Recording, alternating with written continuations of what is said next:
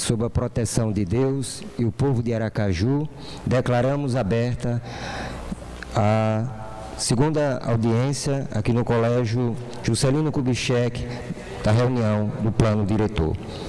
Eu gostaria de convidar aqui para a mesa. Essas são as pessoas, né? A presença. Se eu citar, Ok.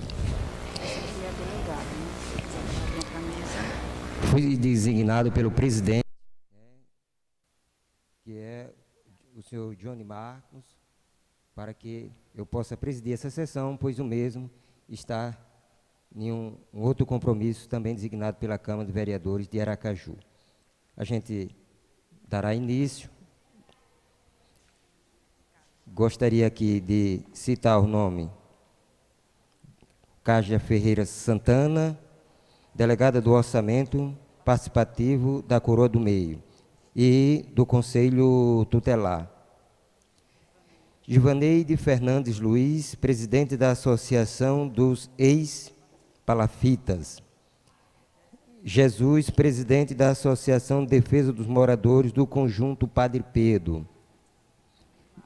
Márcia de Jesus, membro da Associação da Defesa dos Moradores do Conjunto Padre Pedro. Aproveito para que a gente possa apreciar as propostas que foram apresentadas na primeira reunião. Eu gostaria de convidar o senhor Juan para que eu mesmo pudesse estar apresentando para todos nós as propostas que foram apresentadas pela comunidade.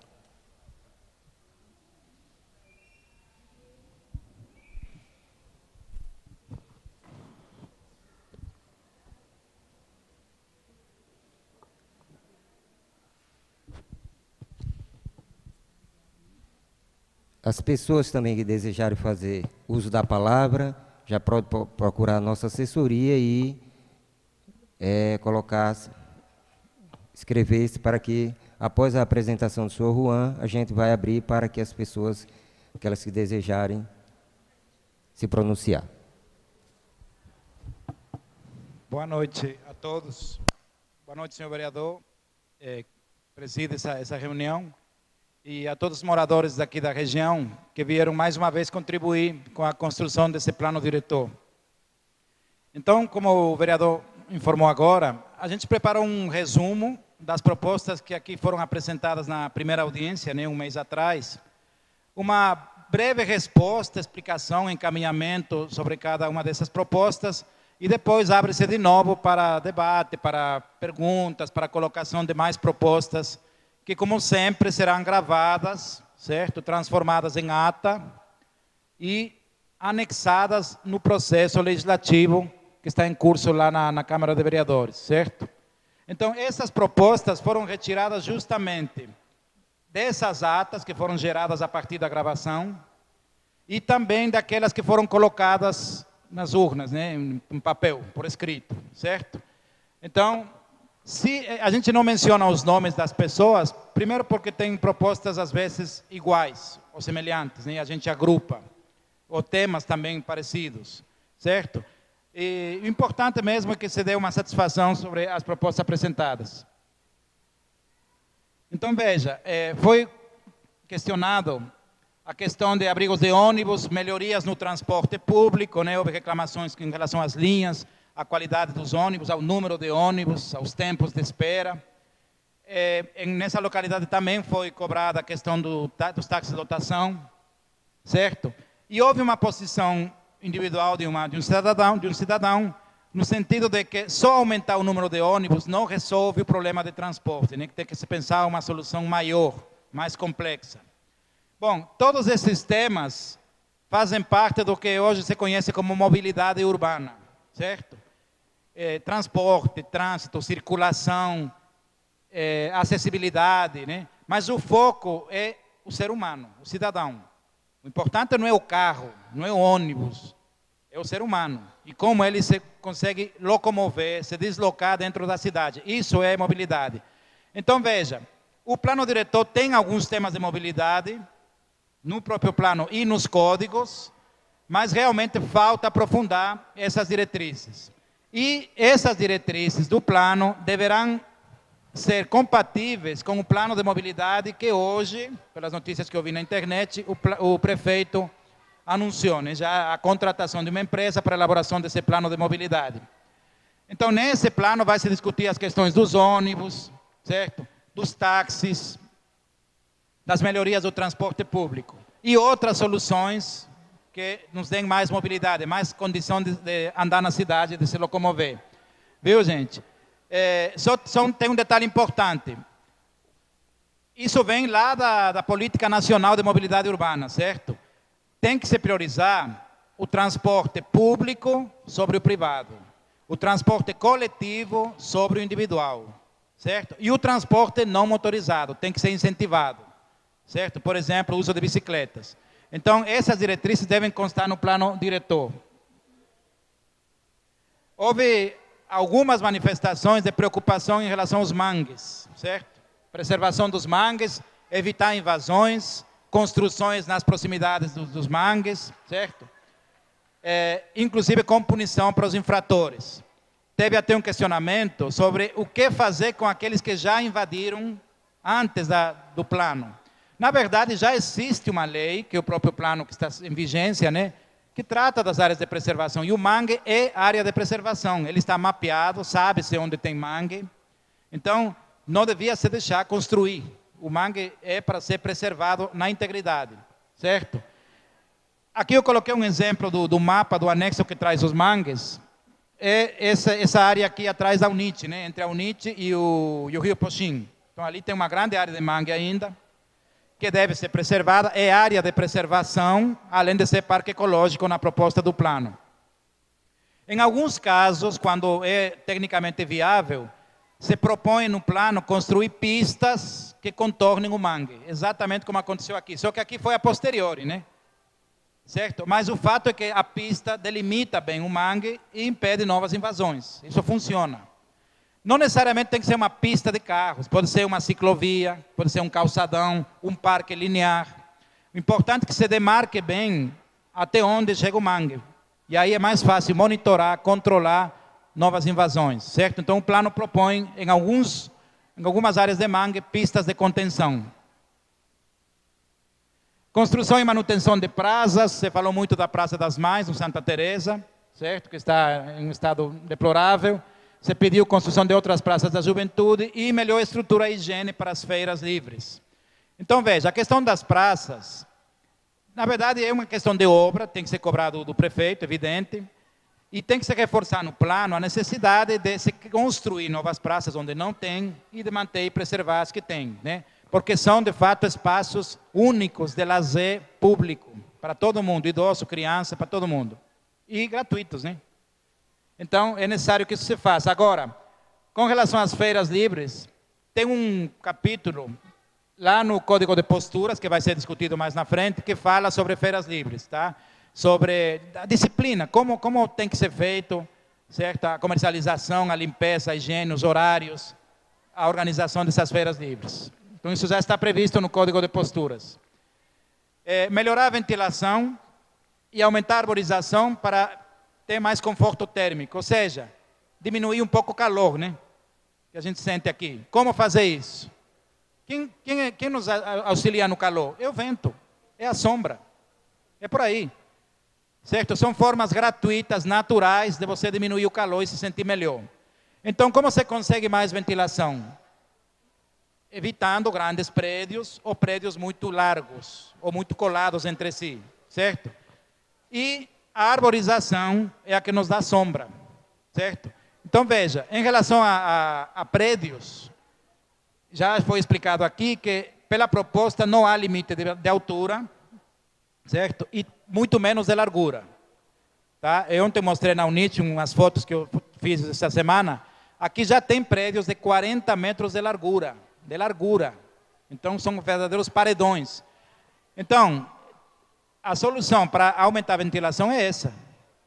Além do recuo progressivo, um recuo maior, que já está previsto, limitar a largura dos prédios e deve-se estudar também, se possível, um limite de altura. Tá? Especialmente na praia, porque é a nossa fonte de vento, né? É de lá que vem o vento para a cidade toda. A questão de arborização, ela é tratada no Código de Posturas. Lá tem um capítulo que fala de arborização. E se refere mais a logradouros públicos. Agora, lá não faz referência a nenhuma espécie ou critérios para a escolha das árvores que vão ser plantadas, certo? Não há nenhuma referência. Então, eu acho que sombra deveria ser um critério, né? Porque uma árvore que não dá sombra não ajuda muito, né? 5. Falta de uma política de estacionamento para a cidade toda. É uma proposta de estacionamentos periféricos na área central e que as pessoas não cheguem de carro lá, que estacionem e circulem lá dentro do centro com algum micro-ônibus, alguma alternativa. E para as pessoas que vão de ônibus, também há uma proposta, já inclusive apresentada num programa de centros históricos, no sentido de melhorar o terminal, aquele depois do mercado. As pessoas chegariam lá de ônibus e depois circulariam no centro com outra alternativa menor, micro-ônibus, por exemplo, certo? Por quê? Porque temos que evitar, ou minimizar, ou reduzir o impacto do trânsito de veículos particulares e de grandes ônibus no centro. Senão isso já é inviável e vai ficar pior, certo? Tem cidades na Europa, algumas da América Latina também, que restringem fortemente a circulação no centro, inclusive com pedágios e tarifas caras de estacionamento. Nivelamento das calçadas. Foi uma preocupação colocada aqui na maioria das audiências. Ou seja, o problema das calçadas que têm obstáculos, por onde as pessoas sadias não podem circular. Imagine uma pessoa com algum problema de locomoção, imagine uma pessoa com uma portador de deficiência visual. Então, o que acontece? Não há circulação livre pelos passeios e as calçadas.